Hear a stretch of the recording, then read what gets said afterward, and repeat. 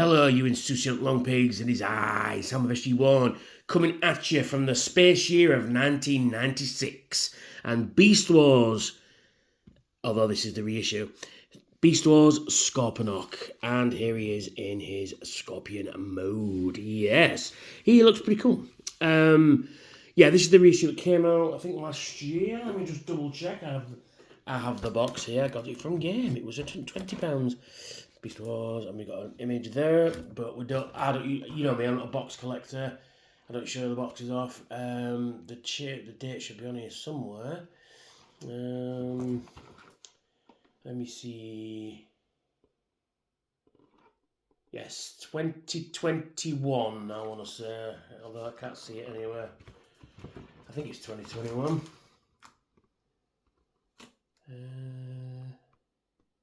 2022, so yeah, it was last year. Okay, so, but basically it's a reissue of the one from 1996, and it's exactly the same, and it still has the same fault, hence this rubber band on it. We'll get into that in a minute. But he's pretty cool, he's a scorpion, and his legs don't move, but his claws do. I'll get into that in a minute, but he's got a gimmick in his tail, so there's a little lever here. What you do is you get your thumb and then you push it and he goes sting, sting, sting, sting, which is, you can't really see what I'm doing because it's quite hard to do with one hand. In fact, it's very hard to do with one hand. So let me see if I can do it this way. So basically you just pull it, hold on to it, and then you push it back like that, and he does a sting-like action. It's a bit awkward. The way it's designed, it's a bit awkward, but there you go. He can move his claws. He can open the claws up. Well, he can this side. As you can see in there, he's got some missiles. So what you do is, to activate the gimmick, you just lift up this one and they fire out. Are you ready? Oh, fucking hell, that's powerful. Oh, fucking hell, that hurt. Jesus. Right, I'm going to take them out of there just for now. Fucking hell, that's lethal. Oh, fucking hell, it cracked me right on the fucking thumb there. Oh, yeah, so the idea is that you open that and they fire out. This side, I'll get onto that in robot mode because it's more for robot mode. But yeah, let's have a look at his scorpion face. Pretty cool. I like it. No articulation. I mean, you can move the mandibles up and down. But that's about it. You get some articulation in the claws and the gimmick in the tail. But that's your lot, unfortunately. So, to transform him then, what do we do? Basically, it's an early Beast Wars, so it's just basically you disconnect what will become his feet here. They're on little pegs and there's some parts under there. And then you rotate this whole section back like that. Then you get this whole section... wait a minute. Oh yeah, that's it. You pull these forward, and then you get what will become his head out of here, like that. And there's a little port there that's going to go into a third hole here. So we just get that out like that, rotate this whole section back like that, and we just fit that in there thusly. When it wants to fit, come on. And then we rotate his head around like that. And we just pull his legs down out of the way, and then we pull out his feet, which are made from his beast mode head. Get the legs and rotate them around like that. Lift his tail up slightly, and then it rotates round like that. You can see what I'm doing. So I had it there. It rotates round, and then we pull down his arms. Oh, come in hell. His legs are a little loose. And then you rotate this one down like that. And then you just position the tail back a little ways. There we are. And there, boys and girls, is Scorponok in his robot mode.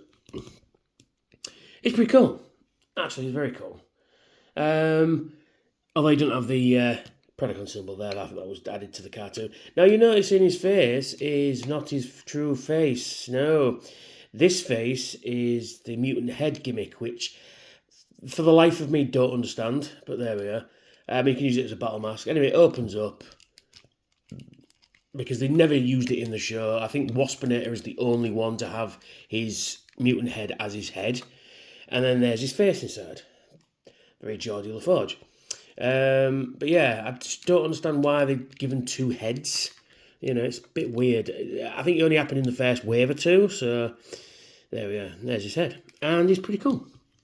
So his head is on a ball joint, but because of the gimmick of sliding these open, they tend to kind of get in the way. He does rotate a bit of the head. He can rotate 360 degrees at the shoulders. He can move in and out of the shoulders. Stand up, you fucker. He can rotate at the upper part of the, I think that's the elbow there. He can rotate his claws, and he can open them, and he can fire his fucking extremely lethal missiles out there. Now, this side, exactly the same, has the gimmick in. So what the idea is, we'll take this off, because it's one of those gimmicks that will not fucking sit properly. So the idea is you've got a switch here. This is super sensitive. Now this is common on the original ones as well. So they recreated the fault. So basically pull this and that shoots off. And it becomes his cyber bee that goes around and spies for them. It's pretty cool. You just transform it thusly. And it's supposed to be like automorph gimmick type thing. But it is super sensitive. Right, so the idea is that it fires out, and as it fires out, it pops open. And it's not going to do it now on camera, is it? Yeah, and the idea is it pops open, and you've got a spying bee, and you can fly around and spy for the Predacons. We're just going to leave that off for now, because it will not go back on. In fact, I'll show you, actually, yeah. We'll show you it not going back on. But you watch, it will, because I'm filming. So you just transform it back like that. And then you've got a hole there with a spring in it. You've got a hole there with a spring in it. And then you've got a clasp, which is this, which is supposed to hold it in. And then you position it in like that. And then the clasp is supposed to hold it in place. Oh, it's done it. Because I'm on camera. But it is really super sensitive, though. You just got to tap it, and it... There you go. So, we'll just leave that off for now. So, yeah, his legs can rotate forward and backwards. Get that out of the way. He can move in and out. He can bend at the knee. He can rotate at the top of the thigh as well. And his toes can move forward and backwards. And that is your lot. Nothing at the waist, unfortunately. But he's pretty cool, though. I do like Scorponok. I like his character. Very, very Lugnut in animated. That kind of character. You know, super loyal to Megatron. Doesn't, you know, anything goes wrong, he reports it straight away. He's one of those guys. A bit thick, but loyal. You know, so we'll just put that back on to stop it firing off. Yeah, he's one of those thick but loyal warriors. Only lasted until the end of the first season on Beast Wars, which is a bit of a shame because I quite like the character. Yeah, so there we are. He's pretty cool. Oh, that's come off. No, don't you fire off, you fucking bitch.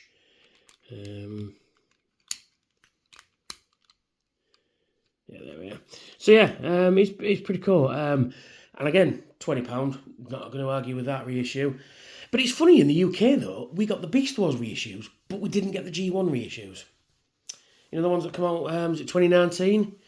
We didn't get those ones in the UK. I mean, some shops imported them in, but they weren't on shelves, which was really strange. But these guys seem to be popping up everywhere. Game, B&M bargains, you know, so there we are. Anyway, so that's me. That is Soul Scorpy.